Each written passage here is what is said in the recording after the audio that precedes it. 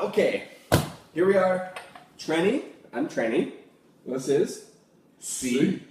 And we have another whiskey review for you. We have Aberlour Abana. I think that's how you say it. Aberlour Abana.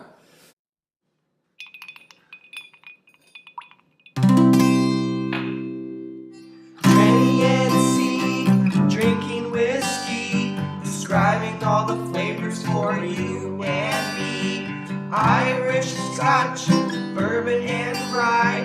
If they like a bottle, they'll tell you why.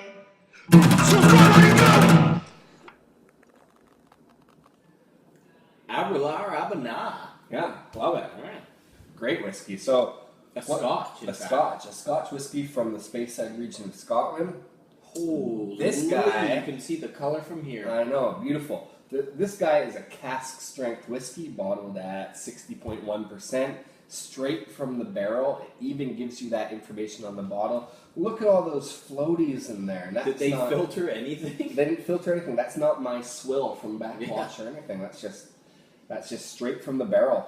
No filtration, no color added. Obviously a very high strength. The real deal. The real deal. These are all good things in a whiskey. So I guess we may as well. I'll pour us a glass. I'm excited. You can tell us about the scale. I'll pour you a glass. Trenny and C have a scale. We do. You already know it, but I'm going to tell you anyway. The good scale. The color, nose, taste, finish, and viscosity. And I don't mind jumping right into color because, Yeah. I mean, I don't know if we can. Oh, which way is the front? Look at that color. That is like red. Yeah, it's like fruit punch. Yeah, that's impressive. I mean, the color of this is almost the color of the wax at the Yeah, top. it's there. beautiful. And I do have to say, also with the presentation of the bottle, the cork is nice and big top, and it's a wide mouth, so it's easy to maybe pour yourself a little more than you need, but Are you saying bigger is better? bigger is better in this case. Okay. And the embossing on the back is quite They've got nice. it all. It's got it all. And it has some good information on the front, like the batch number, how much, what the strength is, just, kind of the... Is there an age statement on this at all? There's no age statement. So one thing with the Aberlour Abana is it is picked from a variety of different cask strength whiskies, scotches, and blended to kind of make a specific profile. And this profile is very sherry influenced. But from what I understand is the reason they don't have an age statement is because it ranges from anywhere from 6 years old to 25 years old, which You don't want to do it a disservice by calling it a 6-year-old Exactly, Scotch. exactly. If it's, a good portion of it is 25 years old. So they're stuck in that weird spot between you can either give it no age statement or give it a age statement that doesn't do it justice. Exactly. So I'd say they're better off to what they've done is make a taste that speaks for itself. yeah, and a traditional style. So what basically Abuna, it says right on the bottle, Abuna means is of the origin in Gaelic, which essentially means it's straight from the cask, which is pretty cool. Anyway, we've poured ourselves a glass. Color, again, just getting back to color. Color is impressive. I mean, It is, yeah. That is a reddy, brown, dark. Yeah. So it says on the bottle it's been aged in Oloroso sherry barrels, so it's not 100% char that is giving it this color. It's the fact that some of that Oloroso sherry is getting into the spirit, which on the nose you can smell instantly. I don't know if any of you guys have even go out and buy yourself like a relatively cheap sherry like Harvey's Bristol Cream and smell it side by side, and you will know exactly what that sherry influence is.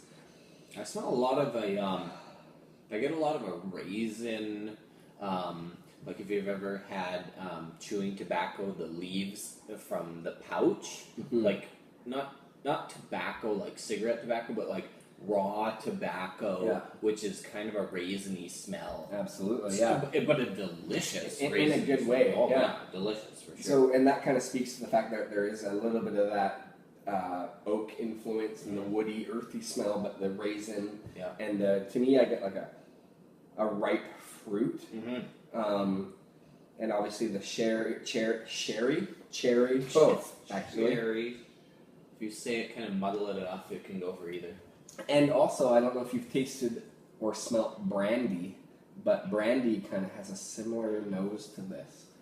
Which brandy is, you may or may not know, is basically it's a distilled wine, which kind of makes sense because this distilled spirit is being put into an ex-sherry cask, which is a similar product, right? Save us the lesson on alcohol in general. Okay. Anyways, delicious. I'm also getting a strawberry cream. So those candies, I think they're called Campinos.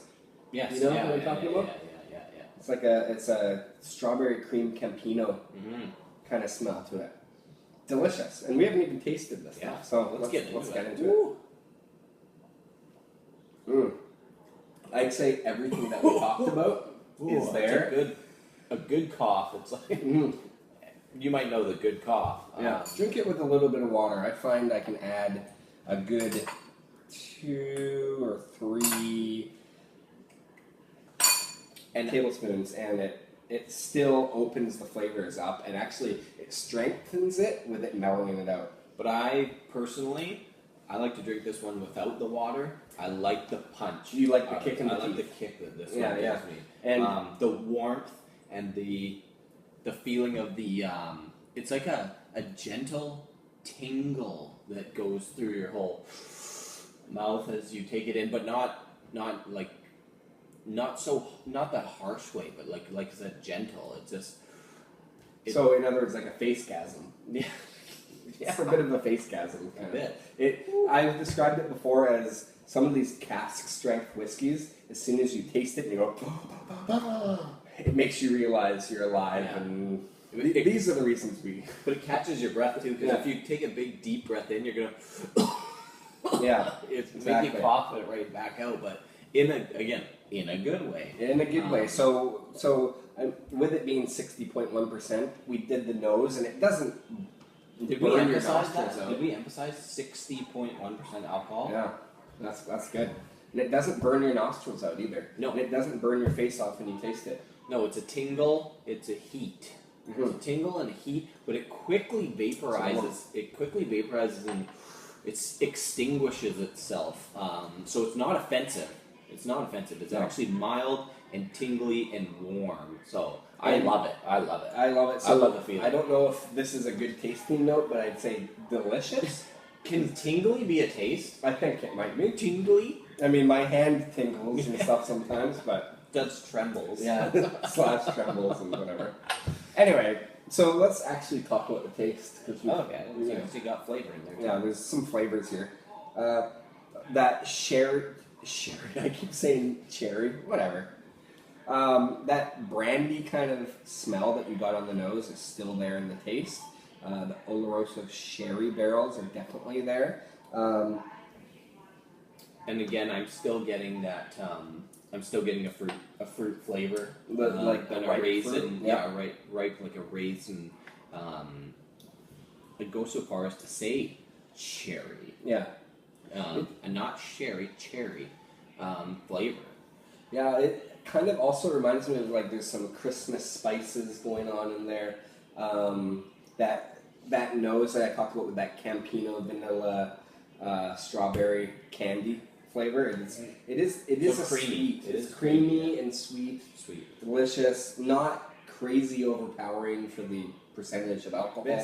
They've done it right. They've done it right. It tastes really good. The master blender, because technically it would be a blender blending all these different casks together. And again, this is batch number 49, so they come out with a batch every season.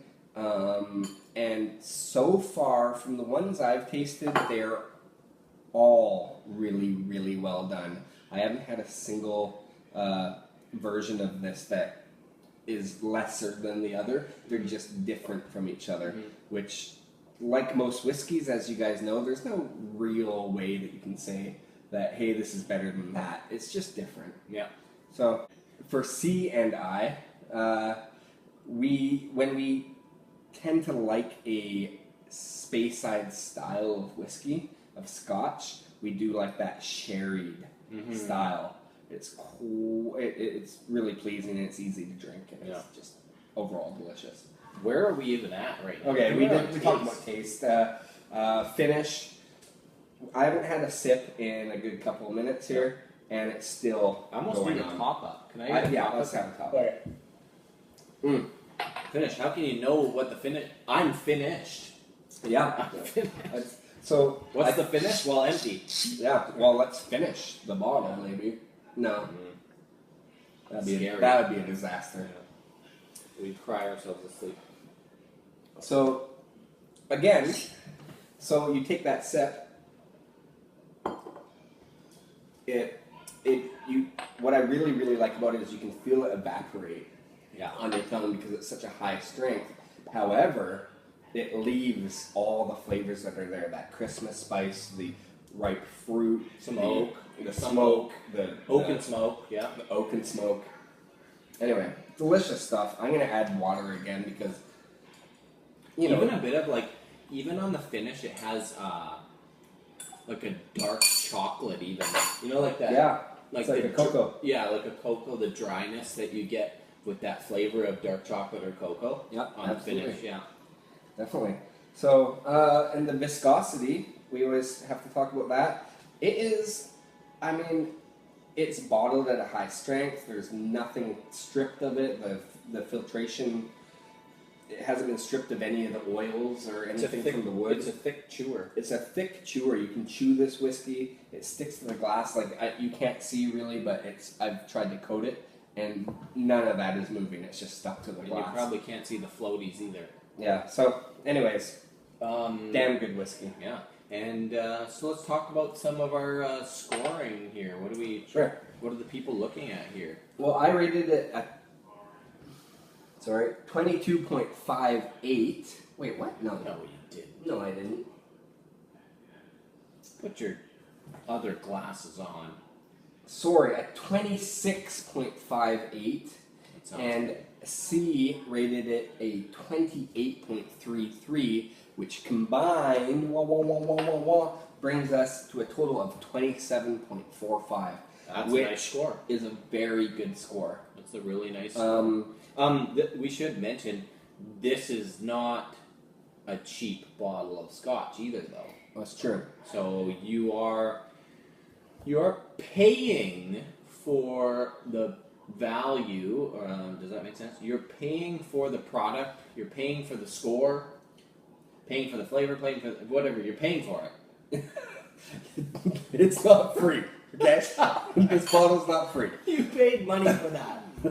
However, the point is the fact that sometimes you end up paying a crazy amount of money for these whiskeys and end up a little bit disappointed. And this is not one of those. So if you're going to spend a decent amount of money, it's kind of the poor guy's luxury. Mm-hmm. I'm not going to go out and buy a brand new car kind of thing. So But a brand new Aberlour is but a pretty brand good too. new Aberlour is it's a little bit luxurious, Yeah. but you get what you pay for, Yeah. right? Anyways, cheers. We highly recommend it. 27 is a real nice score, and get yourself a bottle, drink along with us, make comments, send us a Gmail, check out our website. Yeah. If you have any suggestions of something we should try that maybe you think is even better than this, we'd like to hear it. And we're open to everything. It's not just Scotch, it's bourbon, it's Irish whiskey, it's Japanese whiskey, it's Tennessee whiskey, Tennessee, Welsh, wherever. Rye if you have to. There's Australian whiskey, Actually, you know what, you guys? Here's your challenge. Show us the best rye in the world, and we'd love to review it. Okay? All right.